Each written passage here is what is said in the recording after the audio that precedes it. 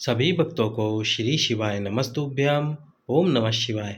27 अगस्त पुत्रदा एकादशी के दिन संतान प्राप्ति की कामना के लिए ये उपाय जरूर, मौका छूटे नहीं। तो आपको पुत्रदा एकादशी के दिन ये उपाय करना है, जो कि इस बार 27 अगस्त को पड़ रही है। पुत्रदा एकादशी साल में केवल 2 ही आती है। एक जनवरी के महीने में आ चुकी है, अब ये सावन के महीने में आई है।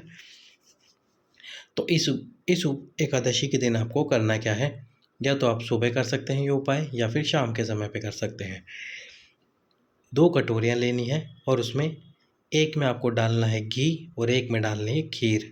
खीर आप चावल की छोड़ के किसी भी वस्तु की बना सकते हैं। और उसके साथ में लेने हैं 2 बेलपत्र। 2 बेलपत्र ले लीजिए और एक दीप लीजिए लंबी बाती का, जिसमें आपको डालना है घी। अब इन सब वस्तुओं को शंकर भगवान के मंदिर में लेके जाना है। शिव जी के सम्मुख में वो दोनों कटोरियाँ रख देनी हैं। दोनों कटोरियाँ रखने के बाद में जो 2 बेलपत्र है वो भगवान शंकर के शिवलिंग पे समर्पित कर दीजिए। उसके बाद जो दरवाजे की चौखट है, उस चौखट पर एक आसन लगा के बैठिए और सीधे हाथ पर, आपका जो सीधा हाथ पड़े उस पर वो दीपक प्रज्वलित कर दीजिए, संतान की कामना को करते हुए। फिर आपको एक बेलपत्र उठाना है जो आपने समर्पित किए थे, 2 बेलपत्र भगवान शंकर पे, उसमें से एक बेलपत्र उठाना है। ध्यान रखिएगा, जब बेलपत्र समर्पित कर रहे हो तो उसकी डंडी आपके विपरीत में रखें। पर यदि आप चाहें तो एक दिशा से यदि ये कार्य करेंगे तो बहुत ही अच्छा होगा।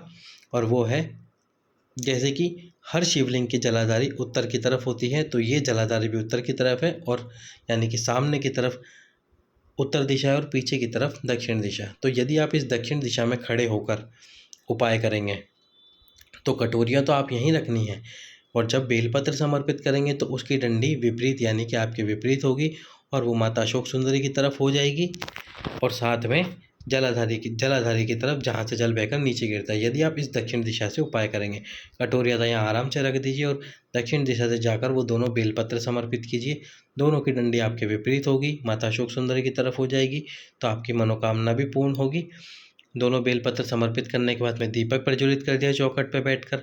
अब उसमें से एक बेलपत्र उठाना है। एक बेलपत्र को उठाकर वहीं चौखट पर बैठकर भगवान शंकर को देखते हुए, यानी शिवलिंग को देखते हुए, उस बेलपत्र को चबा चबा के खा लीजिए।